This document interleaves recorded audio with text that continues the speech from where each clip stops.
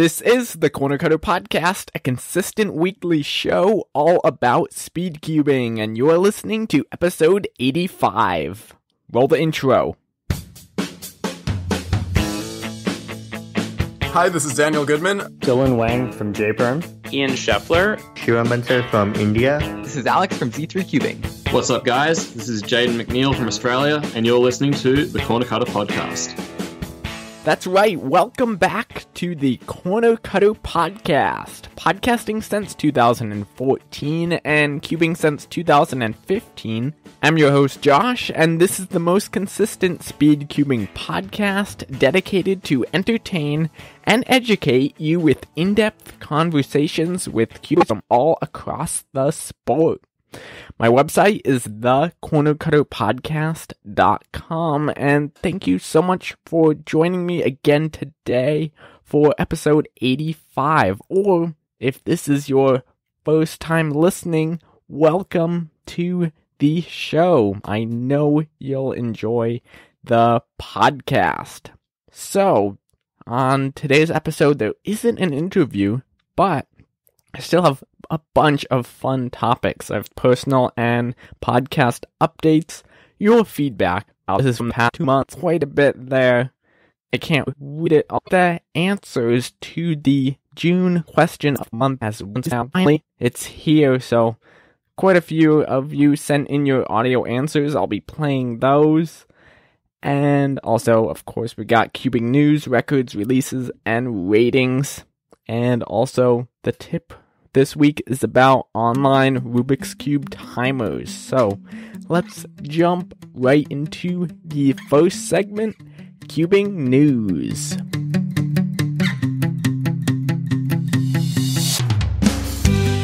So, there have been quite a few records, world records, continental records, national records, since last episode, or last episode where we covered this was back, which was back on June 7th. But I'll just go over the biggest ones, and then Sean and I covered the Cubing USA Nationals records last week, so I'll skip over those. But let's go over a few. Just recently, Stanley Chappell again broke the world record for 4x4 blindfolded. It is the singles now 106, and the mean is 121.12. So getting way down there. If you want to go back to listen to Stanley's episode, that was just a few weeks ago, and I'll link to it in the show notes. He talks all about what he's doing with blindfolded. It was super interesting. And the 4x4 mean is also the unofficial world record as well as the official 4-blind world record. So that is pretty cool. He got it in comp. Sebastian Wheeler got an 18.25 4x4 single, and that broke the world record and took it away from Max Park. That was back in early August. And then just about a week ago, Juan Pablo broke his own Megaminx world record average again. It's now down to 30.39, so we're getting super close to sub 30. I bet we'll see that before the end of the year. That might be pushing it a little bit, but he's already dropped it by over a second since Nats, so that was a very good average. And then this is going pretty far back, but Max Park back in June got the 5x5 world record single. It's now 36 seconds, and he got the average of 5 down to sub 40, so that was pretty cool when he broke that. Other than that, though, there haven't been that many world records besides what happened at Worlds and Nationals. So, moving on to releases. Yushin released a little magic 7x7. It comes magnetic as well. That's one of the options for about $10 more dollars. Lee Fun got a Ghost Pyraminx. The Volk 2 LM, so that stands for light magnets. That's probably the cube that I would like, because especially for 2x2s, I really don't like sticky puzzles. And like puzzles that snap into place. So it's a little harder to do algorithms, so that would be a great puzzle to check out for 2x2.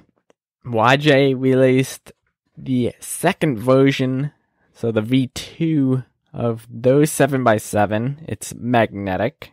And Yushin Little Magic also released the 8x8 and 9x9. For 4x4s, Moyu released the Aosu 4x4 WRM, and as well as the WR, so magnetic and non-magnetic version. And then another of the puzzles released this summer is the Volk 5M. Now, I've heard this is a great puzzle. Definitely exceeds 5x5s like the Whoosh Wang and the other flagship or current or past flagship 5x5s. So if you're looking to get into 5x5 and you're very serious about it, this is the cube to get. We haven't seen an upgrade in 5x5 for quite a while, so this is exciting. And then finally, one of the biggest releases, one of the most hyped puzzles and popular puzzles to check out right now is the GAN 356i. So these days, the new thing is smart puzzles. And now we got the Jiku Cube, 2 versions of that, the GAN I, the Go Cube, and also we'll see, I'll get into this a little bit later with feedback. Reggie sent an email in, so I'll talk more about this puzzle later and the other smart cubes. Today's spotlight puzzle, instead of doing a specific cube, we are spotlighting the Killaminx market. So recently, Mofeng Xiaoxi came out with the Meilong Killaminx. We haven't seen a new official Killaminx on the market for a while. There is the cube style Killaminx, but it has colored center caps, so that doesn't make it a real Killaminx. It's much easier to solve that one. So really, right, so since the Mofeng Xiaoxi came out with one, I was especially hoping this would be a decent Killaminx, because the Shengxiao Killaminx, I mean, it's okay, but it still locks up and doesn't turn the best. And Mofeng Xiaoxi has been coming out with quite a few really nice puzzles recently. So I was hoping for something better than it actually is. People say it's an okay Killaminx. There's catching. People aren't impressed. It's very scratchy and dry. And it doesn't have any corner cutting at all. And of course, you know me, I need corner cutting. But people are saying, if you're want to get a Killaminx, just get the Shengxiao. And it is old, but it's still better. So definitely the Mofeng Xiaoxi Killaminx did not live up to what I was hoping for or expected. I'll have links to both of these puzzles and where you can purchase them in the show notes to this episode on thecornercutterpodcast.com, and just click on the episodes page. So that wraps up cubing news. Let's move on to some of your feedback.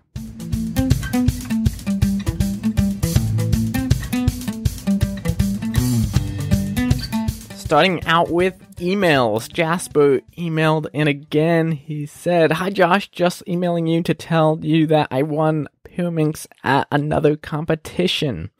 I really messed up the first 2 rounds, so I was glad to get a better average in finals. In round 2, I got a really good scramble that I could have gotten an OCR on, but I sadly messed up and ended up with a 2.5. Anyway, that's all. Looking forward to the next podcast." Congrats, Jasper. That's great to hear. It's always fun winning competitions, especially. And I know Pyraminx because I've done the same thing as well. And good luck on getting the OCR next time. So Jasper lives in Australia or somewhere in the Oceania area, however you say that. So congrats. Yeah, definitely keep me updated on when you get that, and you'll make it into the Cubing News segment. Next email is from Reggie from the UK. He was featured back on episode 74, the Older Cubers discussion. He said, "Josh, still enjoying the podcast. I want to hear your views on the subject of interactive cubes. These are the ones that I know, the Jiku Cube, Go Cube, and the GAN 356i. I'm planning to get them all. I think that this is potentially a game changer for learning and improving. It could also help at competitions in the future. Think about it." And he lists some pros and cons. I'll read those in a second, but remember I asked a few guests in the past couple weeks what they thought the next improvement in hardware would be, or the next big thing like magnets were, and I think it is right now smart cubes. So yeah, look at it. I'm guessing we'll see another company pretty soon coming out with a smart cube. But right now we got the 3 Go Cube, Jiku Cube, and the GAN 356i. So pros of using the smart cubes in competitions: no misscrambles. That's always a problem. I mean, always the potential issue. But people could make sure it's the exact scramble every time. Maybe no need for judges, because there is inspection time already built into the puzzle. It could automatically give DNFs or +2s and other things as well. I think there would still be some cases though where you need a judge for some things. Then audiences can potentially see the solve on the big screen. Commentators at big competitions could instantly view the solution after and discuss the solve. No need for stack mats. And then finally, the last pro, the time would be instantly updated to the computer, so there's no need for scorecards. And okay, here's the potential issues. People getting the scramble before the solve. Smart cubes are not cheap, so a lot of people couldn't afford them, or especially newer cubers don't want to make that big investment. And final con, record books may have to be rewritten. Yeah, I guess one of the issues right there would be, when does the time start? Like with a stack mat, it starts when you lift your hands up. But when would it start with a smart cube? When you during the first turn? That's really something to think about. And then Reggie said, out of these 3, I think cost is probably going to be the biggest factor. So yeah, this is definitely something interesting to think about.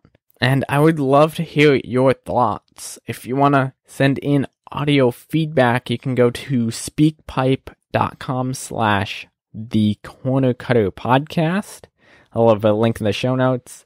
Record an audio message there. If you don't want to record something, you can just send in an email, josh@thecornercutterpodcast.com. Yeah, I would love to hear what you think, and I think smart cubes is the next big thing in cubing. Next email, Lamar said, "Hi Josh, I've been loving the podcast ever since I found it a little over a month ago. Here's a really quick colored sketch I made of the podcast. It's nothing fancy, and I only recently started drawing digitally, but I hope you like it. And I posted this on the blog or episodes page on the website a couple weeks ago, but I'll post it in the show notes as well so you guys can all see it. And the picture actually looks kind of close to what I look like, so good job, Lamar. Thanks for being a fan and sending it in." He also said that he found the podcast on Spotify. He just searched cubing and then found the Key and Mansour episode. So, thanks, Lamar. That Speed Cuber girl has been commenting some nice things on the website. She has a cubing blog as well. I'll link to it in the show notes. Thanks for the nice comments.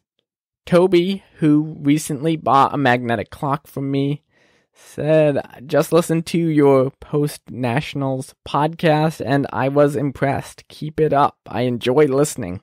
Thanks, Toby. I always appreciate the kind words. Now moving on to some YouTube comments. TV Cuber commented on, this was on the last non-interview episode 80, and TV Cuber, you always comment like right when I release it onto YouTube, so that's always fun to see.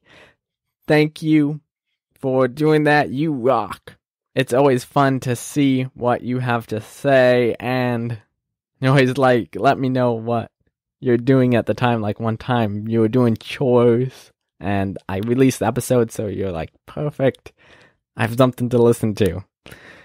But in this comment he said, "Cool, I'll listen to it in a second. Let me finish my other video. I might as well throw in a 3x3 practice session too." And then later he said, "I forgot you like to run. My 5K PR is 23 minutes. I think I may have done better at home though." Wow, 23 minutes. That's pretty good. Mine is like 27. And I kind of slacked off running a bit over the summer just because it's hot. But I'll be getting back into it in the fall. I've also started weightlifting as well. So kind of doing more on the weightlifting side now instead of running, but I'm still want to do running, and I got some 5Ks coming up, so better start practicing. Storm commented, said, "TCCP, I have an idea you could do if you're interested. I just got done binge listening to all of your old episodes, and I noticed you said you enjoy running. Have you considered doing a Rubik's Cube mile?" Storm, that's a great idea. If I can make it to a track, that would be fun. So every lap, you solve a cube and then keep going. See how fast you can run a mile doing that. So I'll let you guys know if I try that, and I'll make a video on it. On the Cube Solve Hero episode, TV Cuber said, "I love Cube Solve Hero. He's one of my favorite cubing YouTubers." And then Cube Solve Hero said, "Thanks for having me on. It was a blast." You can go back to episode 82 to listen to that. Daxton on the cancube.ca interview said, "Pretty neat interview. It's always cool to see how people do things." And yeah, I agree. Then CanCube, which is Garrett, he commented. He said, "It was awesome meeting you. This was my first podcast, so needless to say, I was nervous, lol. Thanks again for having me. On last episode with Sean Bouquet, Cool Fire Truck said, very nice work. Glad to hear Sean again. I know, it's always fun having Sean on the podcast. And that is it for your feedback. Thanks so much for sending that all in. I always love hearing from you. If you want to have your feedback read on the next episode, you can either email in josh@thecornercutterpodcast.com, comment on YouTube if you're listening there, or if you want to send in an audio message, go to speakpipe.com/thecornercutterpodcast. Thank you again for sending that feedback in. Okay, so now just some quick personal updates just to update you on what's going on this summer. I turned 18, so some fun things come with that, like voting, being able to vote and fulfill your civil duty. I definitely plan to vote on every election.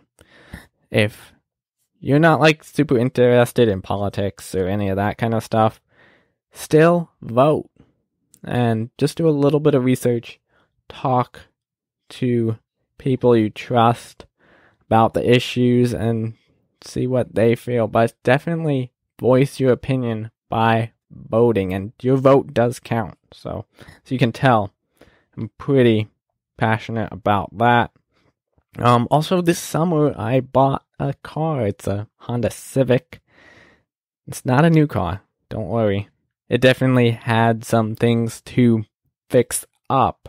So that's what I've been spending a lot of time doing. Redoing the brake. I took apart the drum brakes as well as the disc brakes in the front and back. Lubed them up because they were, again, kind of tight. I probably don't need new brakes until next year, but I'll make them last longer.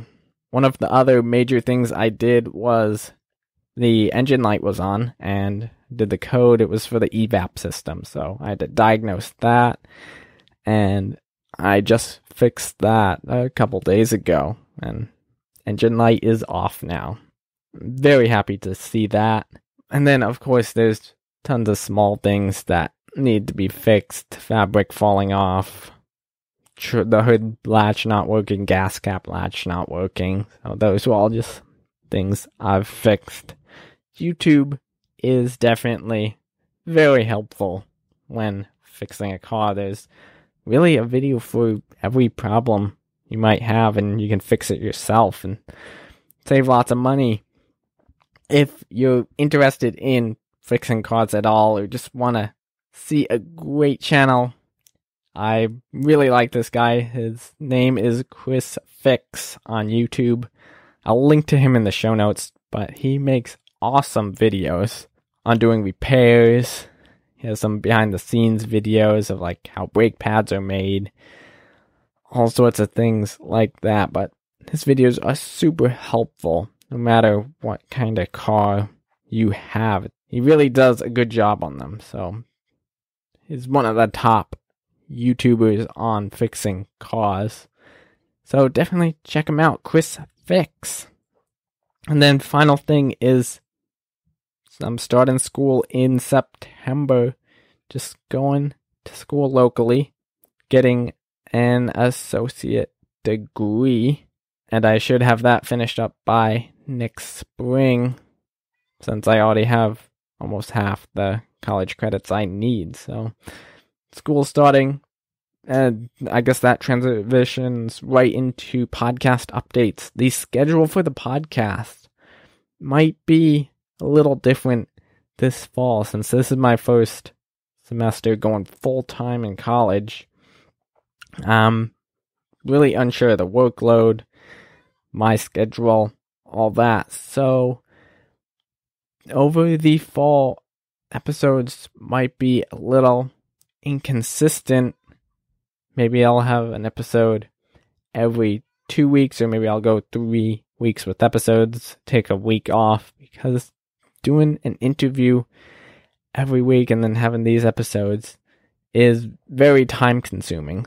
So I'm not sure what's going to happen there, but I'll try to keep pushing out content for you because I know you appreciate it and enjoy it. Another podcast update, I will be starting an email list. So whenever a new episode is out, I'll send an email blast out letting you know it's out. I'll give other updates and information in the email as well, tips. I'm really not sure yet, but that is coming soon. So if you want to be on the list, just send me an email with in the subject line, just put email, and I'll add you when I start that up in the next week or so. And also, like, if 1 week I'm not having an episode, I'll just send an email blast on there, just letting you know, so you won't just keep looking for a new episode and one never comes. So again, send me an email, josh@thecornercutterpodcast.com. Email in the subject line, and just let me know you want to be added. Then next thing is Patreon. I'm starting up a Patreon as well. There's going to be different tiers, and you'll be getting bonus content and all sorts of other fun stuff behind the scenes, content from interviews that didn't make it onto the episode. It'll be fun. So if you want to become a patron and support the show, there's different tiers. I haven't finalized everything yet, but you can go to thecornercutterpodcast.com/Patreon, and you can find all the information there. I'll have a link in the show notes as well, and I really would appreciate your support. It'll help me produce more content. I'll put all the funds right back into the podcast, because producing this podcast is not free. And even if you only give just $1 a month, that is huge. So thank you. So again, thecornercutterpodcast.com/Patreon, and you can find all the information there. Another update, we haven't had a Cubo Chats episode for a while. In June, I tried organizing a few, but everyone was super busy and we couldn't get our schedules to align. So I'm planning on recording a few more coming up. I know you do enjoy those episodes, and if you want to be on a Cubo Chats episode, just go to thecornercutterpodcast.com/guest, fill out the form, and I'll let you know the next time we're recording. If you can't make it, no problem. Just watch out for the next email. But I would love getting a few more people signed up on there, just so we can have more consistent Cubo Chats episodes. Another thing I did this summer was released the updated magnetic clock tutorial. If you have been listening for a while, you know I'm really big into magnetic clocks. But if you're just joining me or have joined me recently, one of the things I do is make and sell magnetic clocks for people, as well as if you want to make your own magnetic clock, I sell the magnets because they're hard to come by otherwise. Again, since school starting, I won't be making as many magnetic clocks this fall because it is time consuming. It takes me about 2 hours from cracking open the clock to shipping it out. So that's a big time commitment. So if you want a magnetic clock, definitely think about making your own, but I'll make one for you if you want it. But that's why I created this magnetic clock tutorial, and now this updated tutorial. I think it's awesome, and it's one of the best videos I've made over the history of my channel. I was really happy with it, and just, I guess one of the big reasons is because of all the things I've taken, all the things I've learned from making many Lingao magnetic clocks, and finalize things, tune things up, fix things when stuff breaks. And now in this updated magnetic clock tutorial, it's if you follow the instructions, you'll have an amazing clock when you finish. So it's so fun to have a clock that works, that's durable, and it's WCA legal, which is awesome. So definitely check out the tutorial. I'll have it in the show notes to this episode. Oh yeah, and if you want to purchase a magnetic clock or magnets, just go to thecornercutterpodcast.com/clockmagnets. Last thing for updates, I know this was a lot, but haven't had the chance to share any of this since June, or episode 80. Yeah, it was June 7th, I believe. And that's, I would love for you guys to send in your intros for the podcast. But you can just say your name. If you have a channel, definitely say your channel. Or just say you're a fan of the show. If maybe make a joke or something like that. Anything would be good. And if I like it, I'll put it in the front. Just to give you some shout outs, because you are the core of the show and your engagement is awesome. So just send something in if you want to. And that wraps up updates.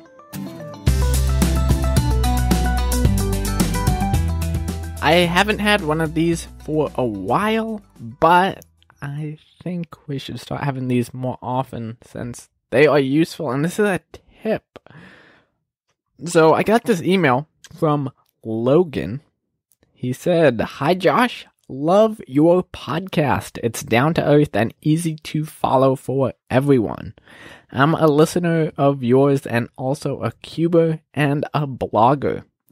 Recently, I published this huge Rubik's Cube timer guide where I listed the 23 most popular speed cubing timers and wrote about their features.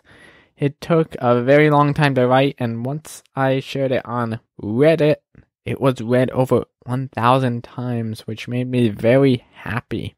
I also emailed it to the developers/owners of those reviewed timers, and they told me it was very well done. Then I remembered you, and I thought that maybe you could mention the article on the podcast if you'd like, and leave it as a resource for cubers. His website is hobbyinspired.com, and he said, please let me know what are your thoughts. Looking forward to your reply. Best, Logan. So definitely I'll have a link in the show notes to the article. And looking through it, the article is very well done. I love the screenshots of each timer. First one up is CS timer. Pretty standard view, and he gives a little description, things he likes about it, and then a link to the timer. So just scrolling through these, I love the screenshots. So you can kind of see what you're getting, and then if you want to know more, you can either visit the site or read the description. Some of the timers Logan lists are CS timer, cube timer, Rubik's timer, time your cube, cubing time timer, Rube timer, Cube Mania, minimalist timer, and a bunch more, including some apps as well. Yeah, I really like this article, and you can find the timer that you like the best. Just go through them, try all of them, and it really is a good place to find cubing timers. My personal favorite is CS Timer. Easy to use. You don't have to log in, and it does save your history if you don't clear the history in your browser. So, I do like CS Timer. Thanks, Logan, for sharing that and sending it in.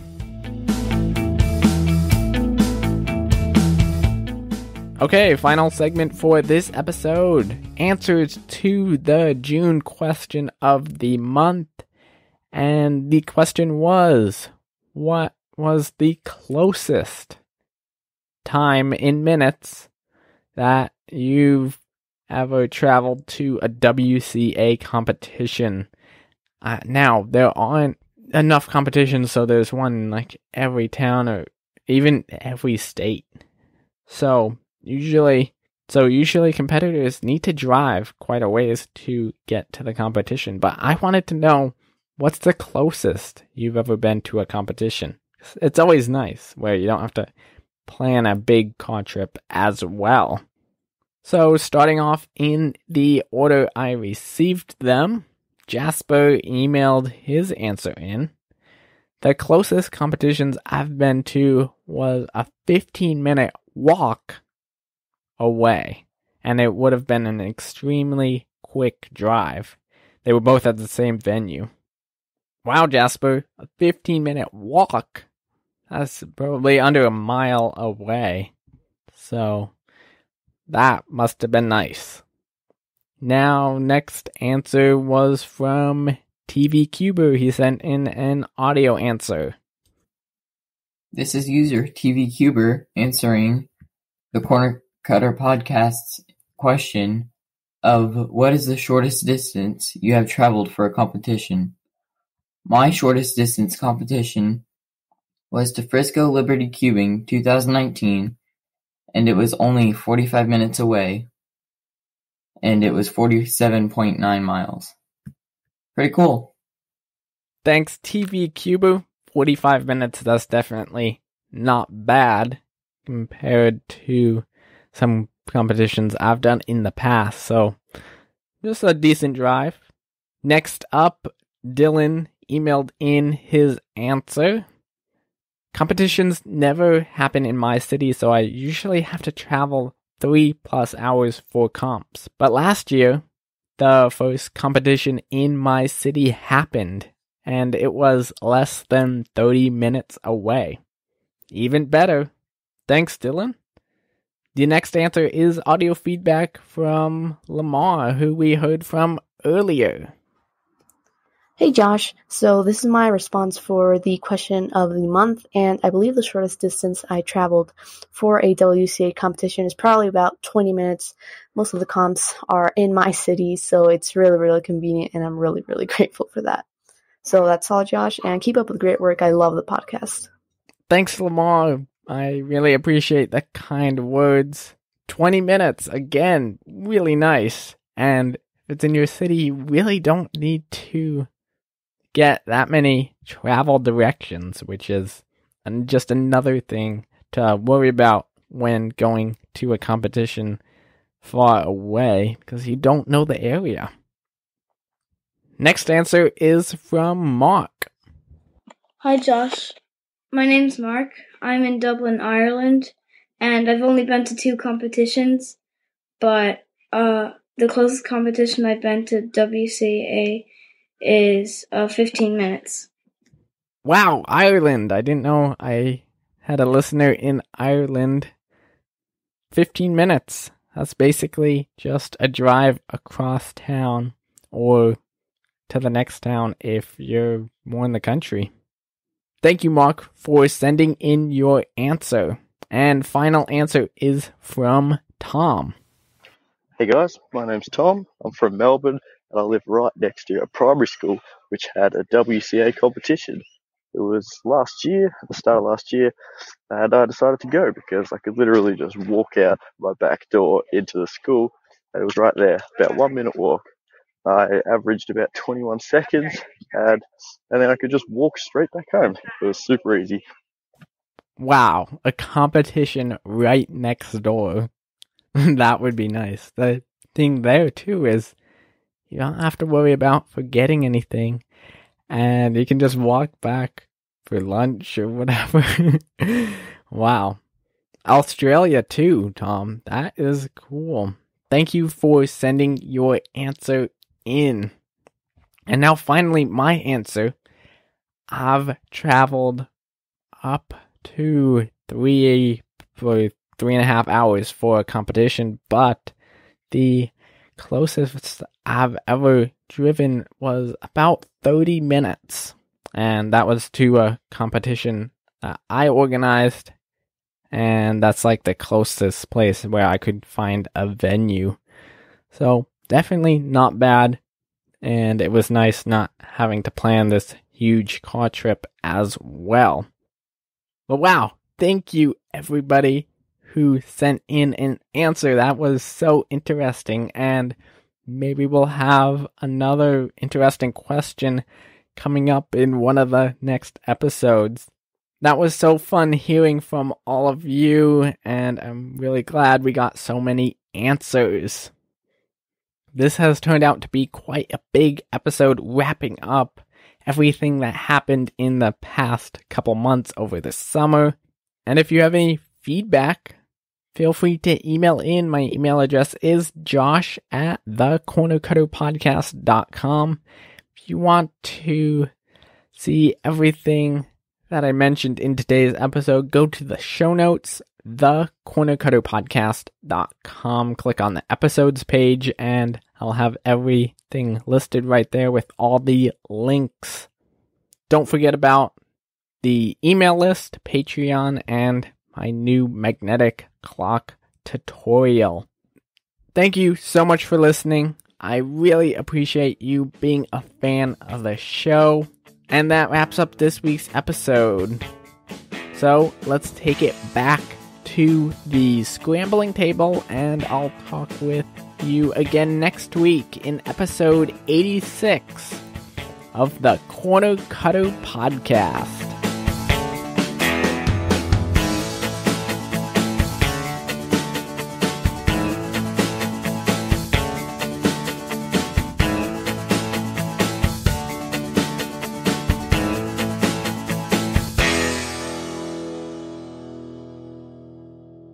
Next week's episode may be with the YouTuber Cubarhythms, and here are some bloopers.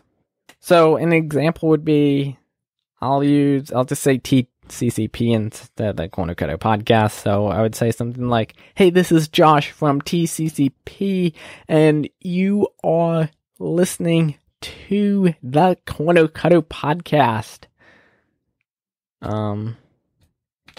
Something like that.